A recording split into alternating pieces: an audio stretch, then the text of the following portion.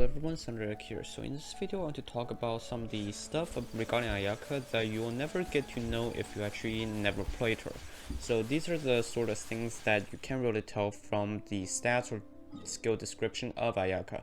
These are really the things that you kind of have to play her day to day to get. And currently from the sale of Ayaka's banner, it looks like she is currently the highest in game so far, already surpassed Venti's initial sale, and it's just behind Klee's rerun. So it's very likely possible that within the next week she might even break Klee's initial run numbers and become the highest sale banner in of Genshin. So with that said, I believe that there are still quite a bit of you guys out there that are waiting for Ayaka but haven't decided to pull her yet. So I hope this video will help you understand some of her advantages and disadvantages, and if you're really a fan of the advantages, you should consider pulling.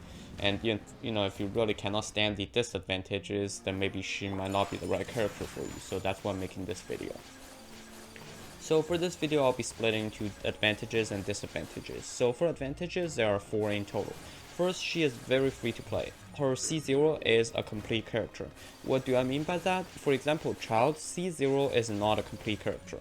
He is in fact not a complete character until C6, because a C6 Child and a C1 Child plays completely differently in terms of playstyle, the amount of time they go in and out of battle, and also how you play them in general. Whereas in Ayaka, C0 Ayaka and C6 Ayaka plays exactly the same. You play her as a main DPS. The only difference is damage. C6 Ayaka of course will do way more damage than C0 Ayaka, but that is okay because people are paying more money for constellations. However, these are the better, more free to play characters because when you get them C0, they do not have 1,000 different caveats or handicaps that allows them to be pretty much very niched, similar to Child's case. Another example being Hu Tao. She's not really a complete player until C1, where you no longer cost the stamina to do charge attack. At that point, you can play her quite differently from C0. Whereas C0, you do have to worry about stamina while she is going in for her 8 second of DPS. So the second advantage for Ayaka is actually her charge attack is AoE, and on top of that, the range is quite big, and on top of that, it appears to be a sphere sector, if that makes sense. So it basically cuts out into a circle sector and goes upwards as well. So anything within the range of the sphere sector, she will be able to hit. If there's 20 targets in there, she will hit all 20 targets simultaneously with her AoE, which is very nice. This also allows her to hit enemies that are like in Venti's Q, which a lot of the DPS cannot do, like some of the bigger DPS, like even Child and Diluc, I believe, needs to use their E in order to hit it. So it's very nice Ayaka can do this as well, which is why she pairs so nicely with Venti. Both of their E and Qs can hit each other's E and Q pretty nicely. The third one is her dash. Now, of course, there is also a negative side to her dash, but I'll talk about all the positives first.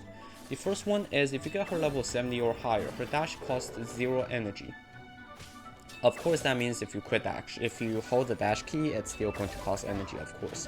But if you just quick dash, it's going to cost 10 stamina, but as soon as you come out and there's an enemy nearby and your dash managed to hit the enemy, you regenerate that 10 stamina immediately. So in total, you can net 0 stamina. And the funniest thing is, if you put her in together with a double Anemo team, so where your stamina decrease is actually decreased by 5%, I believe, or something like that, she actually increases stamina from dashing like this. This way of dashing also allows her to very annoyingly perma-freeze enemies as long as you have the enemy hydro affected. So it's very nice that they are doing that.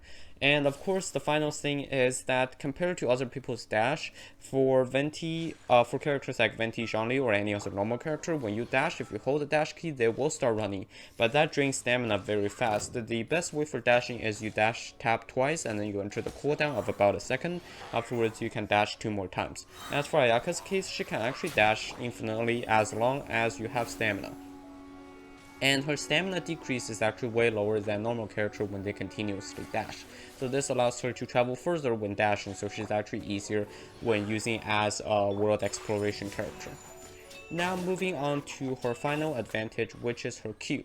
The biggest advantage is that it stops if there is an obstacle in the way or if an enemy is frozen.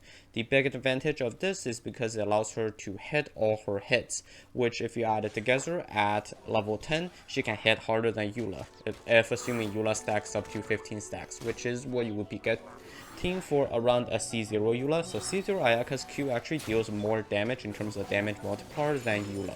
Of course, the actual damage will depend on your build. But the fact that it freezes, it stops near a frozen enemy is also a pretty big disadvantage. So now I'll be moving on to all the disadvantages, starting with her Q. So because of the fact that her Q consists of around 50% of her actual damage numbers, and you want her Q to hit all 20 stacks, what you have to do is eventually you have to build Ayaka in more of a freeze comp, which allows her to hit her Q almost perfectly every single time. But even with that, with larger enemies like lava trolls and things like that, certain enemies just cannot get frozen until their tenacity bar is down, which means it effectively wastes your cooldown because your Q is up, but you have to wait until their shields is down before you can, hit them around with the Q. So overall, the fact that 50% of her damage is built into her Q, which means if you're not able to cycle her Q effectively, you are essentially losing out on pretty big numbers in terms of DPS. The other disadvantage regarding her dash is that it is hard to control, and you cannot control the direction as soon as you start dashing. Of course, if you're holding the dash button, you can still control the direction. That is easy.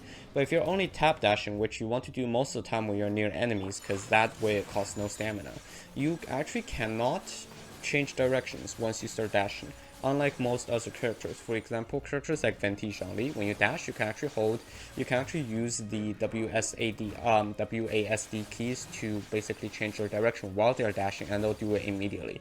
Whereas for Ayaka, if you actually hold the S key, which is going back while you're dashing, she actually dashes randomly to the side at a 45-degree angle.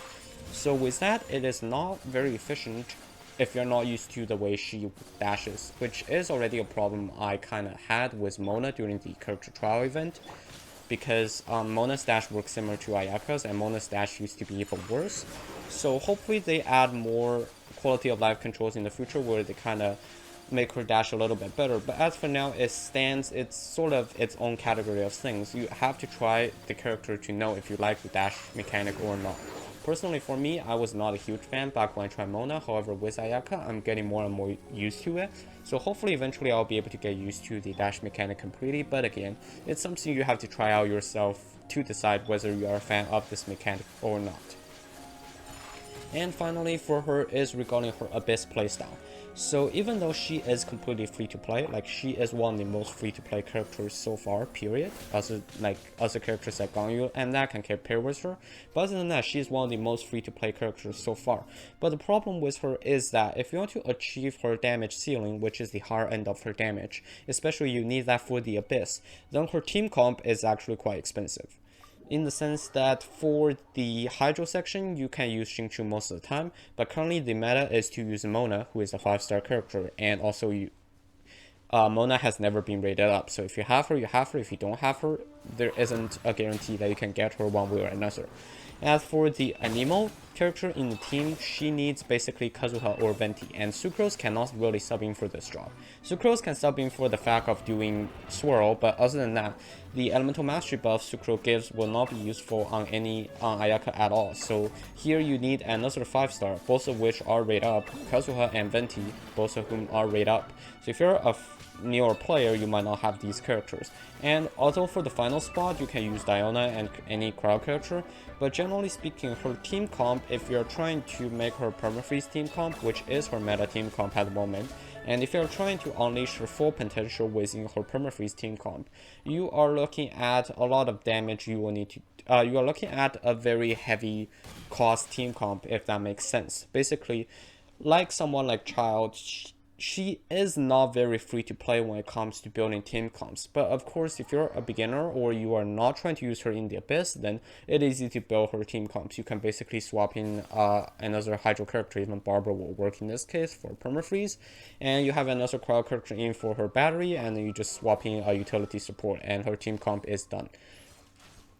But again, if you're looking for the Abyss, then her team comps start to become expensive. So that's all the advantages and disadvantages of Ayaka. And I just want to get this video out, so any of you that are still deciding on pulling, hopefully this gives you a better idea whether you should pull her or not.